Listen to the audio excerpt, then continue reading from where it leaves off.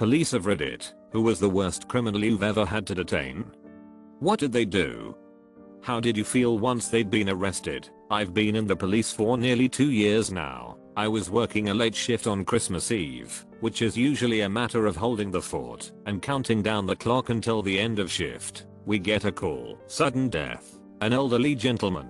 A shame certainly, but nothing more than assumed routine. Inspecting the body for signs of trauma and calling the undertakers to remove the deceased. We get there and go in. The gentleman is lying on his sofa with a duvet covering him. I perform the usual inspection of the house, looking for anything out of place or suspicious. Not that it'd be easy. The house was like your over-the-top hoarder's palace. After some inquiries, it became apparent that the gentleman had lost the use of his legs many years before and lived downstairs, relying on his daughter to care for him utterly. We have to inspect the body for any signs of trauma or suspicious marks prior to calling the undertaker, so that we are sure that there is nothing untoward in relation to the death. We lifted off the duvet, as only his head was showing, and I was rather taken aback and stunned. The main images, having studied history at university, that came to mind was the pictures from the liberation of the concentration camps. Emaciated and starved corpses. This man had been dead for no more than 4 to 5 hours, yet he was all skin and bones. He relied on his daughter to care for him, and he clearly had not been. He lay there in his own filth, wasting away without anyone properly looking after him. It was utterly despicable. Death has a very distinct smell. It clings to your uniform and your body. I finished my shift in the early hours of the morning, went home and tried to sleep. I couldn't. I just lay there, eyes wide open, the man's body and his haunting stare taking centerpiece in my thoughts. In the end, I thought, F it, I'm not going to sleep at this rate. I got in my car and drove the 100 miles to my parents to spend Christmas Day with them. To end on a slightly more humorous note, whilst opening one of the doors in the house, a cat jumped out of the darkness at me, and I absolutely myself nearly tumbled down the stairs with a shrill yelp. Sorry for the long post. My worst was a reopens to a home for attempted suicide with the individual still armed with a knife. When we arrived, the suspect was walking down the side of the road at 3 AM. Covered in blood from having cut himself over most of his body with moderate to deep cuts. He was covered. While we were standing around ordering him to drop the knife, he stood like a statue, not saying anything but staring. This guy was a towering 6'5", 220-pound man who looked at me as 160-pound 22-year-old and said, "I'm going to take your gun and shoot him," referring to my FTO at the time, who was similarly built to me. I deployed a taser, which did nothing but anger him. My FTO deployed his, which brought him down.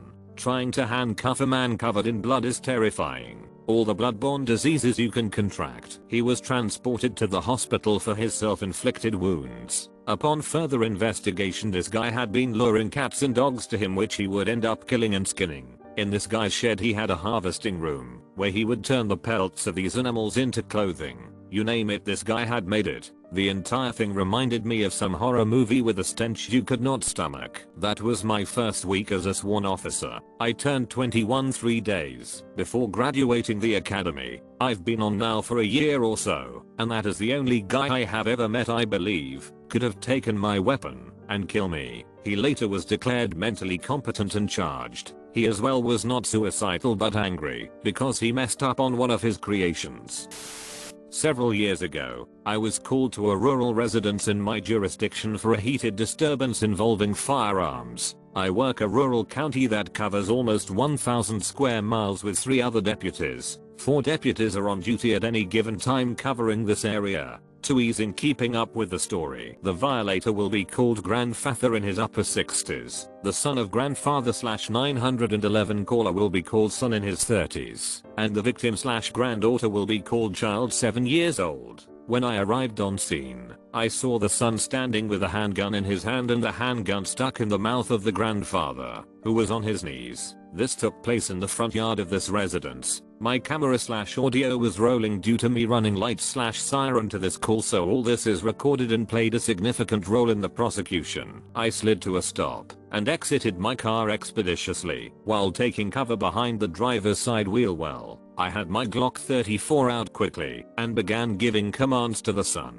He was in tears and screaming. The grandfather was motionless on his knees with a gun in his mouth and hands up. The son was screaming at me that grandfather, had been sexually assaulting the son's daughter. I told him repeatedly that I was here to help and all that good stuff. He took the gun out of the grandfather's mouth and threw it behind him in the grass and stuck his hands up. I moved forward and placed him into handcuffs as well as the grandfather due to me now knowing anything else about this situation. I then recovered the firearm and placed it in my vehicle. I confirmed the only other person at the residence was the child, who was inside at the window and watched all this unfold. My help was on the way, but still about 20 minutes away. I brought the son in front of my car to be recorded and asked what was going on. He explained that his daughter and his father, grandfather to the child, all lived at the grandfather's house due to him losing a job recently. The son had a tough time after coming home from Iraq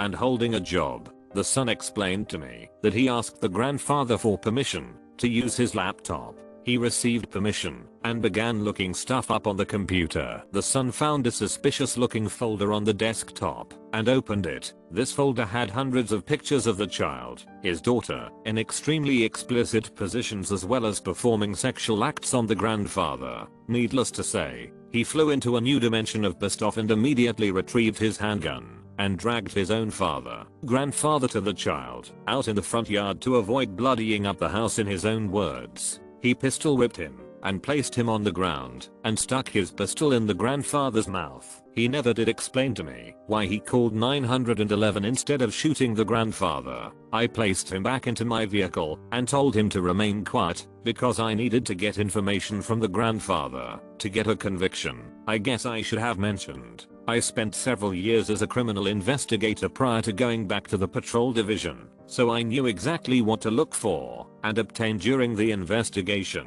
in order to obtain a conviction if a crime did in fact occur. I then brought the grandfather in front of my car and got out a written Miranda form from my car. I read and explained to the grandfather his rights, to which he signed in writing, acknowledging he understood them. The grandfather then waived his rights in writing and spoke to me without an attorney. I tried to play to his emotion and asked him what was happening. He hung his head and told me he did something bad. I tried to belittle it and say stuff like at least no one is dead, we can all work through this, etc. He proceeded to tell me that he had been molesting his granddaughter, the child, for several months and had pretty much done everything but have intercourse with her. I asked him if he photographed any of this activity and he acknowledged he did. I asked him where it was and he told me that he had it on the desktop. A few jump drives and some new photos should still be on the digital camera. Thinking about his Fourth Amendment rights, I got a consent to search form out and requested he sign it to allow me to collect these items.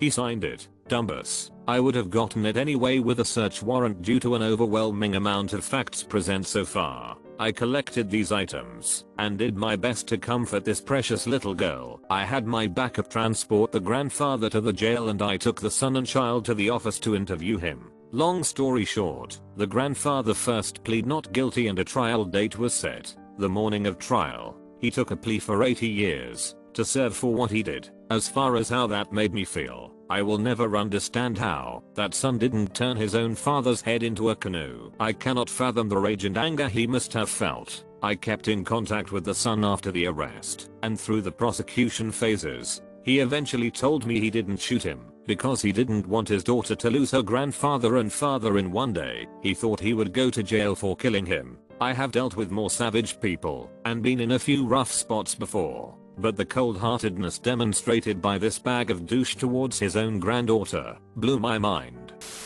The one that stands out the most was my first domestic violence arrest. This guy was the absolute worst of the worst. Verbal and physical abuse, stealing the money for his pregnant wife and firstborn to eat, and blowing it all on booze and pokies, and culminating in him using industrial glue to seal his 4-month pregnant partner's lips shut, requiring her to be hospitalized in the hopes it would cause the fetus to terminate. Family violence section had been hunting this dirtbag for months, but he was a slippery customer. Anyway, one night we get a call from a local pub saying a guy had gotten maggoted and gotten into a car. They got the number plate and I recognized it as being this little scrote. It helped that ironically his number plate was rectal code for drink driving, and his direction of travel was listed as being towards where I knew the girl lived. My partner and I set some kind of land speed record getting there, but found no trace of his car in the surrounding area. We knew he was nearby though. Sometimes you just feel these things. So we woke the still pregnant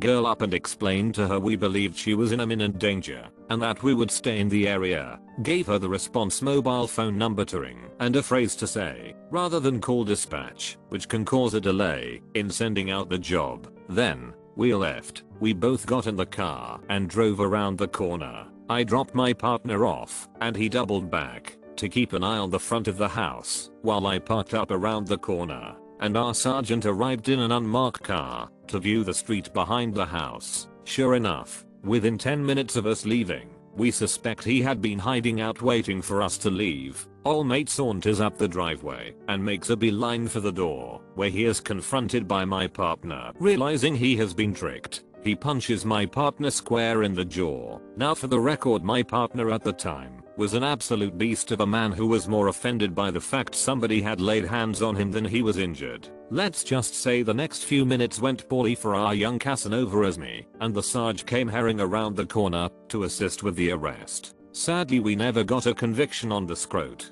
but we were able to get assistance from family violence to help the victim pack up and move interstate away from the situation. It still annoys me that he would go on to offend against other women, but at least we managed to help that one woman. She did make contact with our family violence section sometime later, and they tell me she is doing well. Sometimes in this job you have to take your victories where you can get them.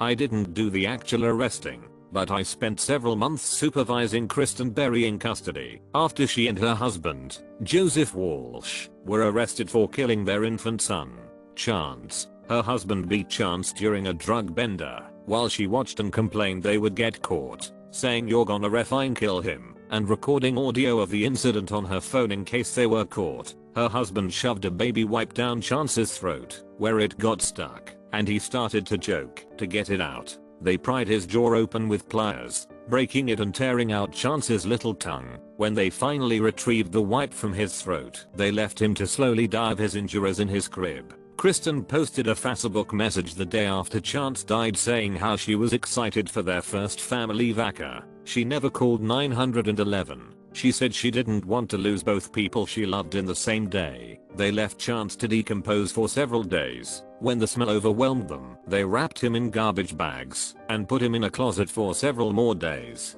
Then, they buried him in a trash pile near a homeless camp and took off to start a new life together like Bonnie and Clyde. While in jail she was insufferable. She talked endlessly about how much money she was getting in support and bragged about how much commissary she could buy. She cried during NA meetings about how her son was murdered by her husband, and then turned around after the civilian meeting leaders left and talked about how Joseph is the love of her life and she'll never stop loving him. She was quick to become angry over little things and routinely tried to either intimidate or impress other inmates with the severity of her crime. She asked me to print a picture of her son so she could have a picture to take to prison with her. She also asked me to look up publisher information so she could write a book about her experience. She is absolutely the worst person I have ever encountered, and I had the hardest time of my professional career dealing with her pure sociopathic tendencies. She was not an abused wife who was conditioned not to cross her violent husband. She gave her first child away to Dennis. Her second died after developing an infection